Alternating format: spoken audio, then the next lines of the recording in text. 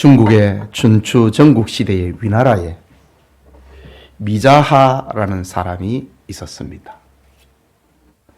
미자하는 요즘 아이돌처럼 얼굴이 준수하고 지혜로웠는데 임금 위령공의 눈에 띄어서 대궐의 시종으로 들어갑니다.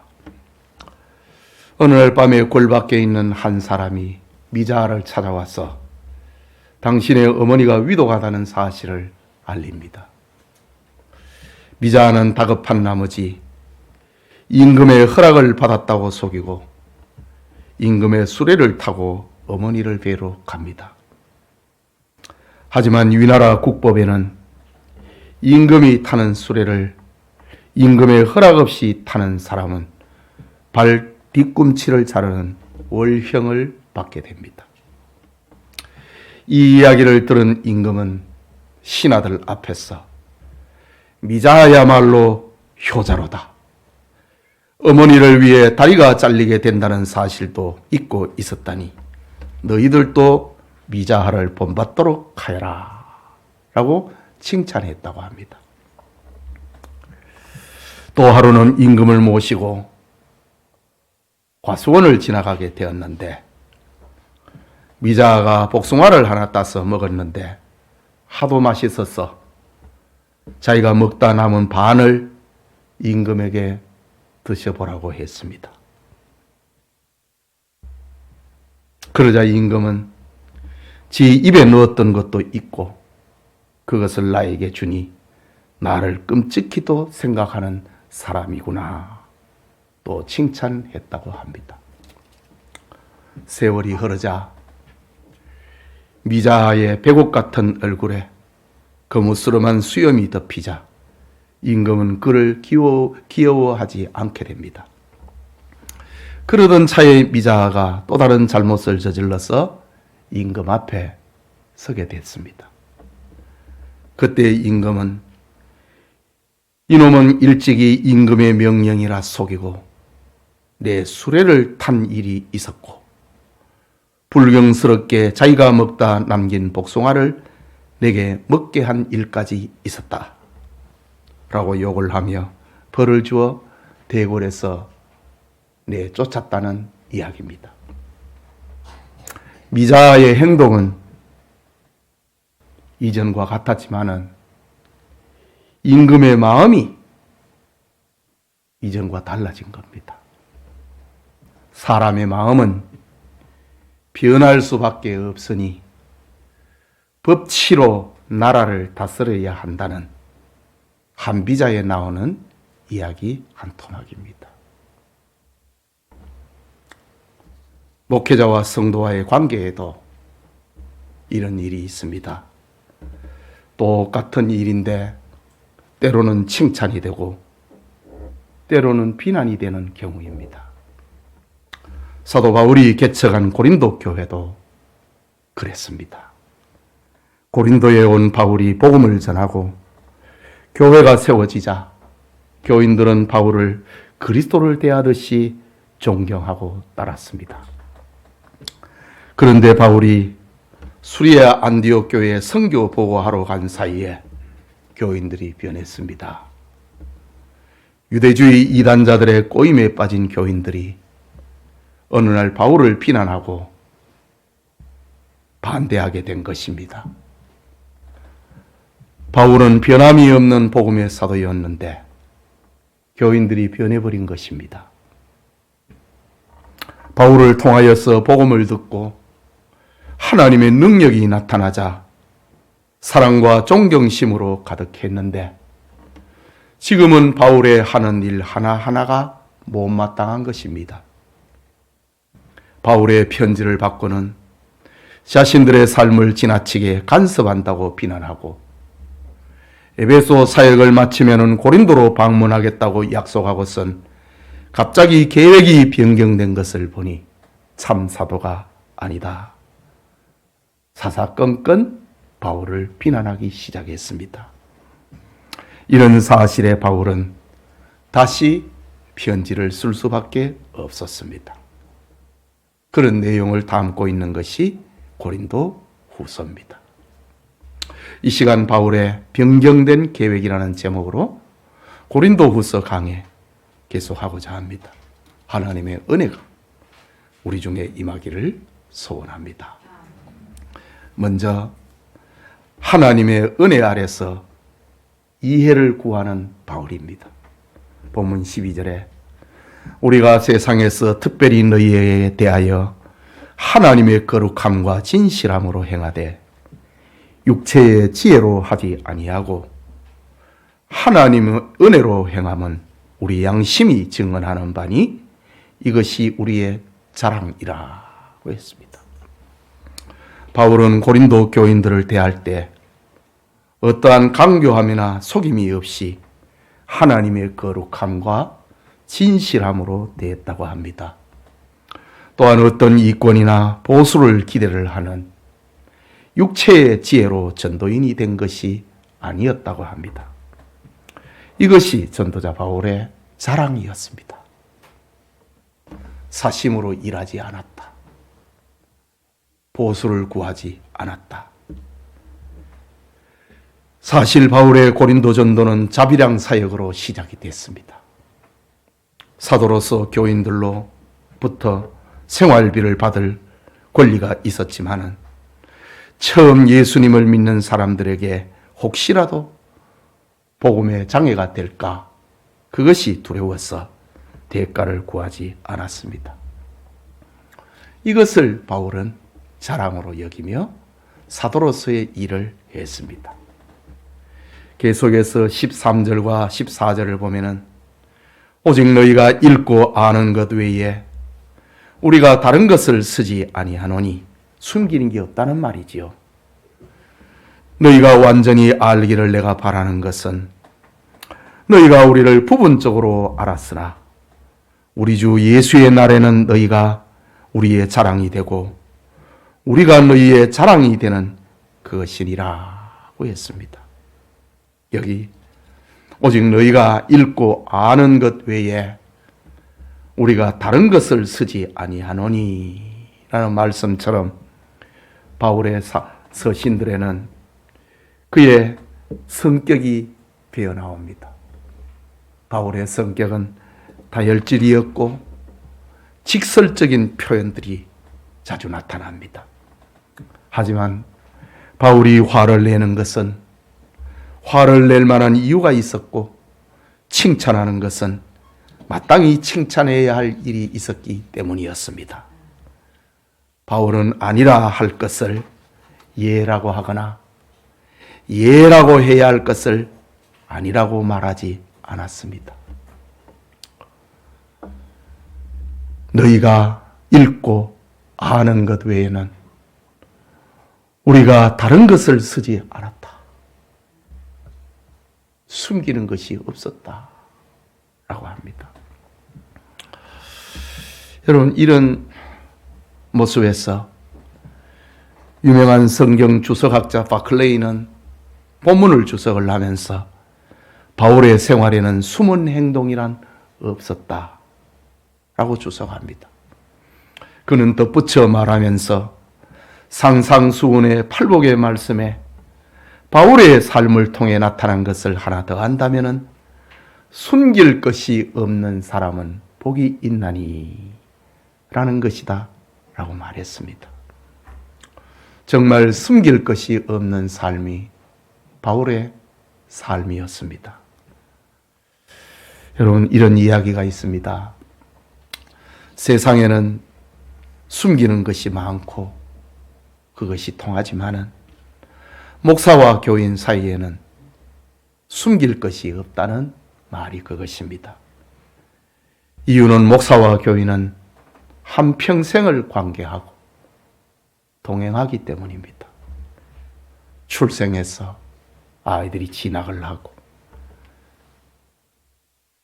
취업을 하고 결혼을 하고 결혼한 자식이 출산을 하고 또 어른이 생일을 맞이하고 칠순을 맞이하고 죽습니다.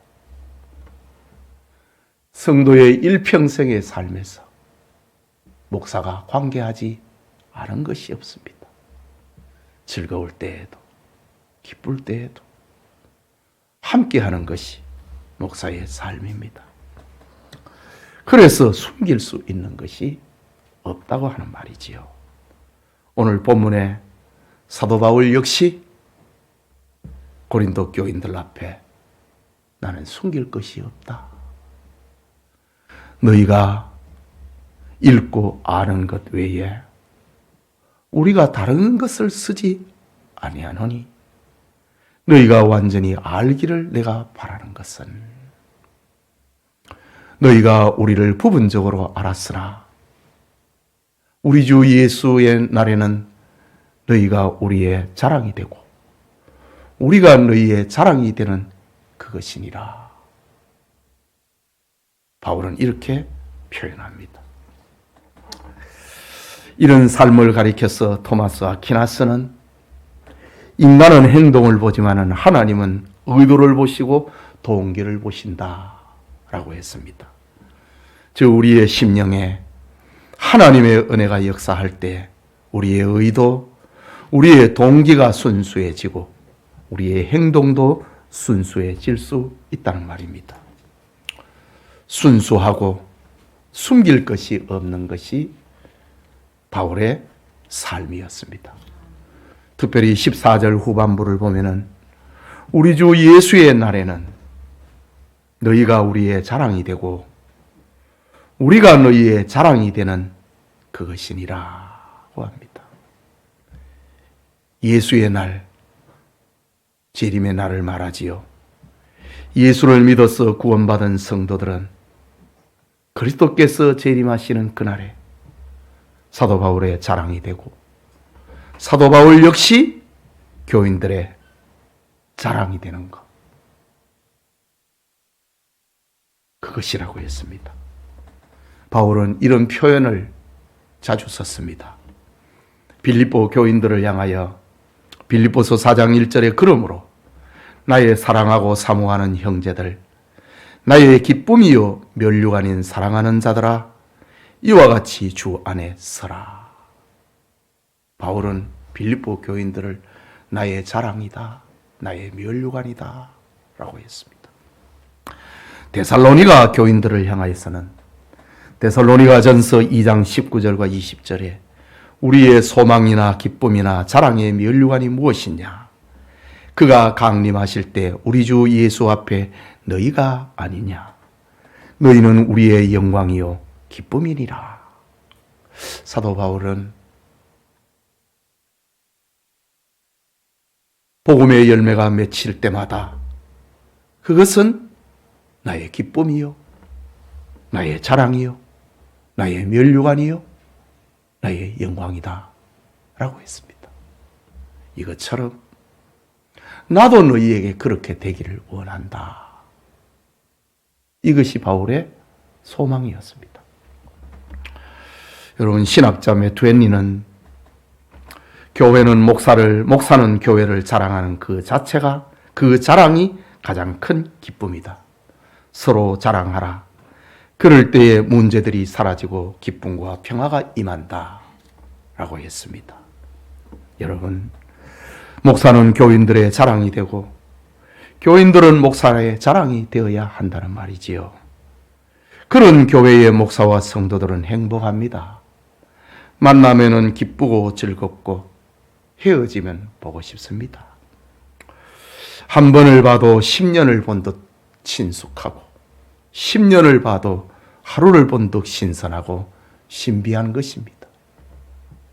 그 속에 하나님의 나라가 임하는 것입니다. 바울은 고린도 교인들을 자랑으로 여기고 있으니 교인들 역시 그렇게 되기를 바랬습니다. 또한 그들에게 권면할 때 고칠 것은 고치고 지킬 것은 지킴으로 그리스도 예수의 날에 서로에게 자랑과 기쁨이 되기를 소망했던 것입니다. 이것이 바로 바른 교회를 세워가고 있는 사도 바울의 모습입니다. 하나님의 은혜 아래서 우리 역시 서로 이해하고 서로 자랑함이 우리 모두의 것이 되기를 축복합니다. 그게 둘째로 하나님의 뜻을 우선하는 바울입니다. 본문 15절과 16절을 봅니다. 내가 이 확신을 가지고 너희로 2번 은혜를 얻게 하기 위하여 먼저 너희에게 이르렀다가 너희를 지나 마게도냐로 갔다가 다시 마게도니아에서 너희에게 가서 너희의 도움으로 유대로 가기로 계획하였으니 라고 합니다. 사도 바울이 소아시아 에베소에 머물고 있을 때에 고린도 교회에 문제가 생겼다는 소식을 듣고 고린도 전서를 기록을 하여 제자 디모데를 보냈습니다. 하지만 고린도 교회는 디모데와 바울의 편지를 기쁨으로 받지 않았습니다. 이때 바울은 에베소 사역을 잠시 중단하고 고린도를 방문하게 됩니다. 하지만 바울을 대면한 고린도 교인들의 반응은 차가웠습니다. 바울은 가슴이 아팠고 근심 중에 고린도를 떠나게 됩니다. 그리고 에베소 사역을 마치면은 고린도로 와서 다시 아가야 이 지방을 돌아보고 마게도냐로 갔다가 다시 고린도로 내려와서 고린도 교회의 도움으로 유대와 예루살렘으로 갈 것을 계획을 했습니다. 그런데 바울의 선교 계획은 자신의 뜻대로 되지 않았습니다. 본문에 자세한 사연을 기록하고 있지는 않지만은 바울의 전도 계획이 변경이 된 것을 지금 이해해 달라는 편지입니다. 이유는 자신의 뜻보다도 하나님의 뜻이 항상 우선되어야 하기 때문입니다. 바울의 뜻과 하나님의 뜻이 일치하면은 좋은 것이지만은 바울의 계획하고 하나님의 뜻이 일치하지 않을 때가 있었다는 거지요. 이럴 때에 나는 하나님의 뜻을 따를 수밖에 없었다. 그러니 계획을 변경했느니 어쨌느니 이렇게 말하지 말고 하나님의 뜻을 따르게 된 나를 좀 이해해 달라라는 편지입니다. 이런 일들은 바울에게 종종 있는 일이었습니다. 사도행전 16장은 바울의 2차 전도 여행을 기록하고 있는데 바울은 소아시아 에베소를 중심으로 전도하려고 했습니다. 그러나 에베소가 아니라 유럽 마케도니아로 가는 것이 하나님의 뜻이었습니다. 사도행전 16장 6절에서 10절에 보면은 성령이 아시아에서 말씀을 전하지 못하게 하시거늘 그들이 부르기아와 갈라디아 땅으로 다녀가 무시아 앞에 이르러 비두니아로 가고자 예수되 예수의 영이 허락하지 아니하시는지라. 지금 우리 지도가 없는데 터키 중심부에서 지금 비시디아의 안디옥에서 1차 전도 여행의 끝부분이 비시디아 안디옥입니다. 여기에서 서남쪽으로 내려가면은 에베소고 직진해갖고 배를 타고 건너가면은 마케도니아고 북쪽으로 가면은 비두니아입니다. 바울은 성령이 아시아에서 말씀을 전하지 못하게 하시매 이 아시아 지역의 수도는 에베소거든요. 수도로 가야 된다. 이것이 바울의 2차 전도 여행의 계획입니다. 자, 지금까지는 안디옥까지는 비시디아 안디옥입니다. 바울을 파송을 한 것은 수리아 안디옥이고 터키의 지금 중심부의 비시디아 안디옥에 왔습니다. 여기까지는 1차 전도 여행에 세웠던 교회를 이미 다 돌아보았습니다. 이제부터는 개척의 걸음입니다. 바울은 아시아의 수도 에베소로 가려고 했습니다. 예수의 영이 허락하지 않았다. 성령이 아시아에서 말씀을 전하지 못하게 하시거늘 그들이 부르기아와 갈라디아 땅으로 다녀가 무시아 앞에 이르러. 무시아는 항구거든요. 터키의 맨 서쪽에 있는 항구입니다. 이르러 배를 타고 건너가는 것은 생각도 하지 않았습니다. 남쪽으로 못 가게 하시네. 그럼 북쪽으로 가야지. 비두니아로 가고자 이에스되 예수의 영이 허락하지 아니하시는지라. 그 남으로도 못 가고 북으로도 못 가고 뒤로는 이미 다 다녀왔고 배를 타고 건너가는 것밖에 없습니다.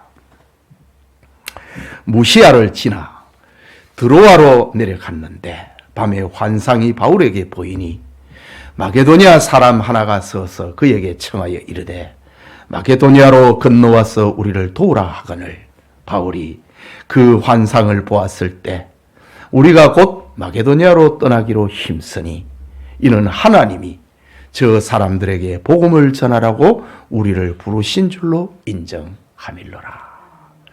이렇게 바울은 참 선한 계획을 가지고 있습니다. 그런데 자신의 뜻대로 안 됐다지요. 이것은 선교 현장에서 종종 일어나는 일이었습니다. 즉 바울이 자신의 고린도를 방문하겠다. 고린도로 갔다가 마케도니아로 갔다가 다시 고린도로 왔다가 고린도의 도움을 받아 유다로 돌아가는 그게 바울의 계획이었는데 그래 안 되니까 지금 그래 안 했다고 고린도 교인들이 또 시비를 거는 상황이 일어난 겁니다.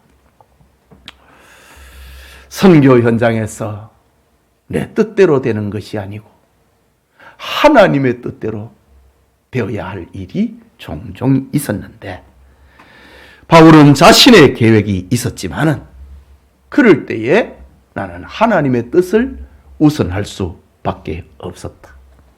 그는 결국 소아시아 전도를 다음으로 미루고 마케도니아로 가게 됩니다.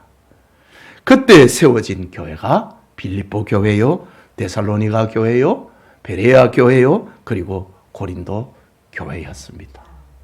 지금 고린도 교인들이 시비를 하고 있는데 그것도 내 뜻대로 된 게 아니다. 하나님의 뜻에 의해서 내가 고린도로 갔고 교회가 세워진 것이다. 지금 고린도로 안 온다고 해가지고 그 약속을 어겼다고 나를 불의한 사도로 만들지 말라라는 말입니다. 17절의 말씀처럼 이렇게 계획할 때에 어찌 경솔이하였으리요. 혹 계획하기를 육체를 따라 계획하여 예 하면서 아니라 하는 일이 내게 있겠느냐. 바울이 이렇게 계획을 했는데 내가 이런 계획을 할 때 경솔이한 거 아니다. 그런데 너희들은 뭐라고? 육체를 따라갔고 육체를 따라가는 거는 자기 이익이 좋아가지고 그 길로 갔다. 그 말입니다. 내가 그렇게 했겠느냐? 그리 하지 않았다고 합니다. 바울은 이단자들이나 반대자들의 말과는 달리 사역을 쫓으라고 계획을 변경한 게 아니다. 하나님의 섭리 가운데서 변경되었음을 분명하게 밝히고 있습니다. 이제 18절을 봅니다. 하나님은 미쁘시니라. 우리가 너희에게 한 말은 예 하고 아니라 함이 없노라. 내가 뭐라고 하나님 앞에 아니라고 말하겠느냐. 나의 전도 계획, 선교 계획이 변경이 된 것은 하나님이 하라고 해서 내가 한 것이다. 육체를 따라, 이익을 따라 내가 변경한 거 아니다. 그 말입니다. 바울이 행동하는 기준은 하나님의 미쁘심에 두었다는 말입니다. 여기 미쁘다라는 말은 믿음이 많다, 믿을 만하다, 신실하다. 나는 하나님의 뜻을 따를 수밖에 없다는 뜻이지요. 바울은 행동하고 결정할 때마다 믿음으로 했다고 합니다. 그는 하나님의 뜻에 따라 예라고 대답하기로 했습니다. 제가 우리 요즘은 다 SNS 가운데 카톡을 자주 쓰잖아요. 제 후배 목사님의 이 카톡을 이래 쭉 어쩌다 보면 거기에 인사말이라든가 무슨 글 같은 걸 올려놓은 거 있잖아요. 그걸 읽을 때 참 은혜가 되는 그런 글이 있습니다. 후배 목사님의 이 카톡 그 글 가운데 말씀하옵소서 종이 듣겠나이다. 이렇게 글을 적어 놓은 카톡 첫 페이지가 있어요. 말씀하옵소서 종이 듣겠나이다. 아마 오늘 이 본문의 말씀, 바울의 행동 기준, 내가 계획을 가지고 있지만은 하나님이 이리 가라 하시면은 내가 가겠다. 그런 어떤 바울의 어떤 목회관에 따라 가지고 카톡에다가 자기를 그렇게 표현한 것 같습니다. 말씀하옵소서 종이 듣겠나이다. 바울이 바로 이런 목회관, 이런 선교관을 가지고 있었습니다. 계속해서 본문 19절을 보면은 우리 곧 나와 실로 아노와 디모데로 말미암아 너희 가운데 전파된 하나님의 아들 예수 그리스도는 예하고 아니라 함이 되지 아니하셨나니 그에게는 예만 되었느니라. 자, 이제 바울이 설명을 합니다. 2차 전도 여행 때 바울이 고린도로 갔지요. 고린도로 가갖고 예수 그리스도의 복음을 전했습니다. 그 예수님도 하나님 앞에서는 예만 하셨다. 그 말입니다. 사도행전 15장을 보면은 바울의 2차 전도 여행을 떠날 때에 저 수리아 안디옥에서 신라를 선택을 하여서 출발했습니다. 가다가 루스드라 지방에서 디모데를 만나서 전도 여행에 합류하게 됩니다. 그리고 마케도니아를 지나서 고린도에 와서 바울과 실라와 그리고 디모데가 예수 그리스도를 전했습니다. 그들이 전한 예수님 역시 하나님 앞에서는 예라고만 하셨다는 거지요. 예수님은 아버지 하나님의 말씀에 순종하시되 죽기까지 예라고 대답하셨습니다. 마태복음 26장 39절에 보면은 엎드려 기도하여 이르시되 내 아버지여 할만하시거든 이 잔을 내게서 지나가게 하옵소서. 그러나 나의 원대로 마옵시고 아버지의 원대로 하옵소서 라고 기도했습니다. 즉 죽음을 맞이하는 예수님의 인간적인 심정은 다른 길이 있다면 죽음을 피하고 싶었습니다.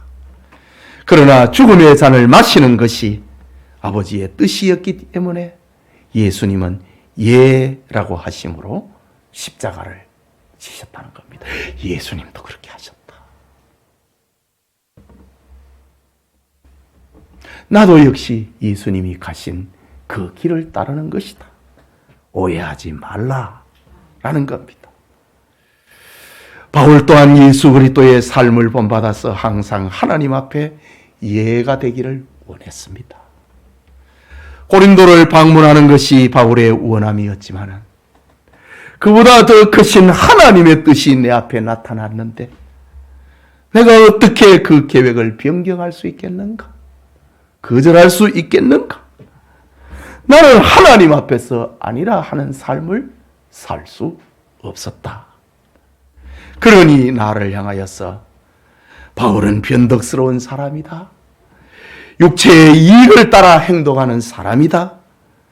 그런 말은 나에게는 맞지 않으니 그렇게 나를 대하지 말고 순수하게 나를 이해해주고 받아주기를 바란다.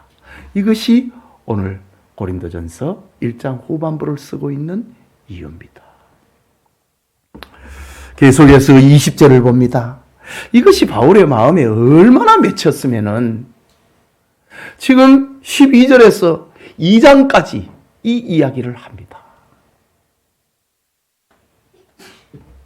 20절을 보면은 하나님의 약속은 얼마든지 그리스도 안에서 이해가 되니 그런즉 그로 말미암아 우리가 아멘하여 하나님께 영광을 돌리게 되느니라 고 했습니다. 인간의 계획은 자신의 발행과는 달리 변경될 때가 많습니다. 그러나 하나님의 계획은 인간의 모든 계획을 초월해 버립니다. 그리스도의 재림과 하나님의 나라를 생각을 해봅니다. 우리의 생각에는 더디 오고 이루어지지 않는 것처럼 느껴지지만은 그리스도의 재림과 천국은 반드시 이루어질 것입니다. 그렇기 때문에 우리는 우리에게 약속하신 하나님의 말씀 앞에 항상 아멘하여서 하나님께 영광을 돌려야 된다라는 말입니다. 본문 21절과 22절을 또 봅니다. 우리를 너희와 함께 그리스도 안에서 굳건하게 하시고 우리에게 기름을 부으신 이는 하나님이시니 그가 또한 우리에게 인치시고 보증으로 우리 마음에 성령을 주셨느니라 라고 합니다. 바울은 자신의 변경된 계획이 하나님의 광건하심에 따라 된 것이라고 말하는 것에서 한 걸음 더 나아가 하나님의 구원 계획을 설명하고 있습니다. 나를 다른 곳으로 보낸 것은 하나님의 구원 계획이 있었다는 거지요. 2차 선교 여행 때도 그랬고 지금 3차 전도 여행에 나는 고린도로 먼저 가려고 했으나 하나님은 마케도냐로 먼저 가게 하셨다. 여기에는 하나님의 구원 계획이 담겨 있었다는 말입니다. 하나님께서는 그의 자녀들을 그리스도 안에서 견고하게 하시고 구원의 증표를 우리에게 주셨는데 그 보증이 바로 우리 마음에 성령을 주신 것이다 라고 했습니다. 여기 보증이라고 합니다. 헬라말로 보증이란 말은 알라본이라는 말인데 이것은 어떤 일을 확실하게 수행을 하는 약속의 공탁금을 말합니다. 부동산 거래를 할 때의 계약금, 그게 보증입니다. 내가 이거 계약하겠다. 그게 알라본이라는 말입니다. 하나님께서 우리를 구원하시고 우리를 인을 치셨는데 그 보증으로 성령을 우리에게 주셨다라고 합니다. 하나님께서는 자신의 구원 계획을 확실하게 이루는 표식으로 우리 마음의 보증으로 성령을 주셨다고 합니다. 바울은 이런 표현을 자주 사용합니다. 고린도후서 5장 5절에는 곧 이것을 우리에게 이루게 하시려고 보증으로 성령을 우리에게 주신 이는 하나님이시니라. 성령을 우리 마음속에 주신 것은 담보물이다. 보증이다. 라는 겁니다. 계속해서 23절과 24절을 봅니다. 내가 내 목숨을 걸고 하나님을 불러 증언하게 하시노니 내가 다시 고린도에 가지 아니한 것은 너희를 아끼려 함이니라. 하나님께서 나를 고린도로 먼저 가지 않고 마게도냐로 가게 하신 것은 너희를 아끼기 위함이다. 바울은 고린도를 먼저 가면은 권징을 행사하려고 했거든요. 그런데 하나님은 바울로 하여금 권징을 행사하지 못하게 하려고 거기 가지 말고 마게도냐로 가게 해라. 물론 그 마게도냐에는 바울을 기다리는 하나님의 사람들이 있었습니다. 그런데 바울이 자신의 계획을 변경을 해갖고 먼저 가지 않고 나중에 간 것은 하나님께서 너희를 아껴서 그랬다. 그 말을 지금 담고 있는 겁니다. 내가 다시 고린도에 가지 아니한 것은 너희를 아끼려 함이라. 우리가 너희 믿음을 주관하려는 것이 아니요 오직 너희 기쁨을 돕는 자가 되려 하려 함이니 이는 너희가 믿음에 섰음이라. 바울이 먼저 고린도로 가버렸다면 그를 주관합니다. 권징권을 행사합니다. 우리가 너희 믿음을 주관하려고 하는 것이 아니요 나중에 간 것은 오직 너희 기쁨을 돕는 자가 되려 함이니 이는 너희가 믿음에 섰음이라. 고린도 교인들이 자랐다 이거죠. 그래서 스스로 그 문제를 해결합니다. 이단자를 교회에서 내쫓았거든요. 바울이 직접 가서 했으면 다치는 사람들이 많았습니다. 그런데 바울로 하여금 거기 가지 못하게 하시고 스스로 해결하게 했다 이거죠. 너희 믿음이 자라서 너희를 주관하게 하는 게 아니고 너희를 도와서 너희 기쁨이 충만하게 하기 위해서 나를 하나님께서 먼저 보내지 않았다. 이렇게 말하고 있는 겁니다. 이처럼 바울이 자신의 고린도 방문 계획을 변경한 이유가 에베소에서 복음이 광대하게 전파되고 큰 효과를 거두는 것 외에 또 다른 이유가 있었음을 언급합니다. 그것은 내가 다시 고린도에 가지 아니한 것은 너희를 아끼려 함이라. 우리가 너희 믿음을 주관하려고 하는 것이 아니고 너희 기쁨을 돕는 자가 되게 하려고 우리 계획을 하나님이 바꾸셨다라고 합니다. 바울의 인간적인 바람은 빨리 가서 고린도 교회 문제를 해결하고 싶었지만 하나님의 더 큰 뜻 안에서 계획이 변경되었다고 하는 것입니다. 그뿐만 아니라 바울이 고린도 교회를 염려하고 문제가 해결되기를 바라는 것은 그들 위해 좌지우지하거나 군림하려는 뜻이 아니고 모든 문제가 원만하게 해결이 되고 교인들의 기쁨을 크게 하는데 돕는 자가 되게 하기 위해서 하나님이 그리하셨다고 합니다. 바울은 이렇게 교인들의 오해를 풀며 사도로서 교회를 향한 마음과 소원의 편지를 담고 있습니다. 우리는 이렇게 시간과 공간을 넘어 바울의 속마음과 정감이 넘치는 편지를 읽고 있는 겁니다. 사랑하는 성도 여러분, 리차드 벤브란트 목사가 약 30명의 크리스찬들과 함께 1, 2차 세계대전이 벌어질 그때입니다. 루마니아의 지하 감옥에 갇혔을 때입니다. 하루는 감옥문이 열리고 한 사람이 감옥 속으로 밀쳐 던져지는 것입니다. 침침한 지하 감방 속에서 그 사람이 누구인지 알기까지는 시간이 지나야 했습니다. 한참 후에 감방 속에 모인 모든 크리스찬은 그가 누구인지 알게 되었는데 그는 다른 사람이 아니라 자기들을 체포하고 고문하던 비밀 경찰의 대위였습니다. 그가 왜 감옥에 들어왔는지 너무 의아해하는데 그는 다음과 같은 사연을 이야기하는 겁니다. 얼마 전에 12살 된 소년이 자기를 면회왔기에 사무실로 들어오게 했습니다. 수줍어하며 사무실에 들어오는 소년의 품에는 아름다운 꽃다발이 한아름 안겨 있었습니다. 소년은 입을 열어 말을 하기를 시작했습니다. 대위님, 당신은 우리 엄마와 아빠를 체포해 가신 분이에요. 오늘은 우리 엄마 생일이에요. 나는 엄마의 생일이면 꼭 꽃다발을 사서 엄마에게 선물을 드리고 어머니를 기쁘게 해드렸어요.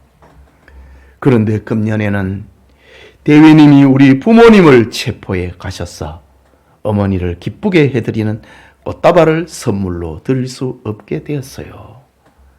우리 어머니는 크리스찬이기 때문에 나에게 늘 가르쳐 주시기를 원수도 사랑하고 악을 선으로 갚아야 한다고 하셨어요. 나에게는 지금 어머니가 안 계시니 이 꽃다발로 대위님의 아이들의 어머니를 기쁘게 해드리고 싶어서 가지고 왔어요. 이 꽃다발을 대위님 부모님에게 전달해 주실 수 있겠어요? 라고 말하는 겁니다. 대위는 소년의 꽃다발을 받았습니다. 그리고 소년을 부둥켜 안고 울었습니다. 그 후 내 마음에 양심의 가책과 회개가 일어났고 남은 일생을 예수 그리스도를 위하여 살기로 결심했고 지금 여러분과 함께 감옥에 투옥된 것입니다. 라고 사연을 말하는 것입니다. 여러분, 그리스도인이 된다는 것에는 반드시 하나님의 은혜와 성령의 신비가 역사한 결과입니다. 세상에서 이해관계에 따라 주고받는 말과는 다르다는 뜻이지요. 그런데 고린도 교회에 유대주의 이단자들이 들어와서 순수한 복음을 혼란하게 하고 교회를 세속화시켰습니다. 돈을 따라가는 바울이다. 예했다가 아니라 하는 사람이다. 크리스찬의 걸음에는 말에는 성령의 역사와 하나님의 신비가 있는데 이단자들과 세속이 들어와갖고 교회의 순수성을, 복음의 순수성을 짓밟아버린 것입니다. 그 결과 바울은 이랬다 저랬다 하면서 예와 아니오를 동시에 하는 믿을 수 없는 사람이다. 바울은 참 사도가 아니고 자신의 편리대로 행동하는 사람이다. 그런 사람이 전한 설교를 우리가 어떻게 믿을 수 있느냐 폄하했습니다. 사탄이 이렇게 하는 거지요. 물론 설교는 설교자의 인격을 통하여서 전달되는 겁니다. 설교자를 믿지 못하면 설교자가 전한 말씀까지 불신당하게 되지요.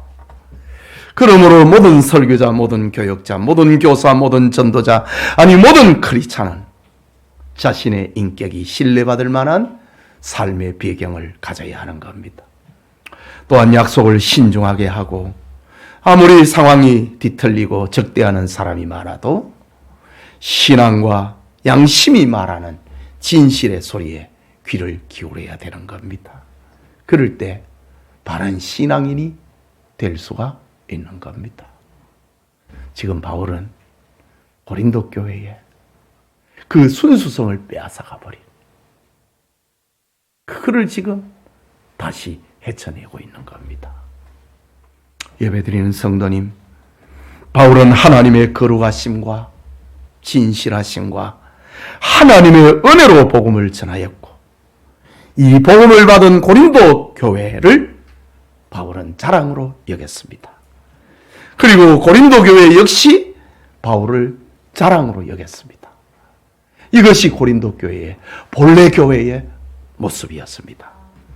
하지만 이단자들과 세속이 전도자 바울과 고린도를 이간시켰습니다. 불신하게 만들었습니다. 바울이 본서를 쓰고 있는 이유는 하나님의 은혜 아래서 순수함과 신뢰와 이해를 회복시키기 위해서 지금 이 편지를 쓰고 있는 겁니다. 이것이 건강한 교회, 바른 교회의 모습이다. 여러분, 교회는 순수성을 잃으면 안 됩니다. 거룩성을 잃었어도 안 됩니다. 교회 안에는 하나님의 신비가 역사하는 겁니다. 이것을 세상의 기준과 가치를 가지고 그걸 보면은 안 된다는 겁니다. 이런 일로 인하여서 지금 바울은 얼마나 많은 시간과 편지를 지금 소비하고 있습니까? 우리와 우리 교회도 날마다 바른 교회, 건강한 교회로 나아가야 합니다. 그것은 순수성을 잃지 않는 겁니다. 거룩함을 잃지 않는 겁니다. 진실함과 하나님의 은혜로 세워져 가는 교회입니다. 세상과 다르다 이거지요. 여러분, 전도회에서 무슨 모임을 하고 구역에서 무슨 모임을 하고 회의를 할 때에 세상에서 쓰는 그런 언어 쓰지 마세요.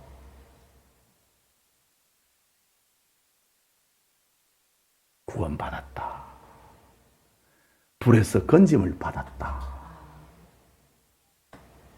그것을 생각하고 거룩함과 순수함과 순진함을 가지고 교회는 세워져야 된다. 이것이 세상과 교회가 다른 것입니다. 이것을 회복을 하는 것이 바른 교회의 모습인 겁니다.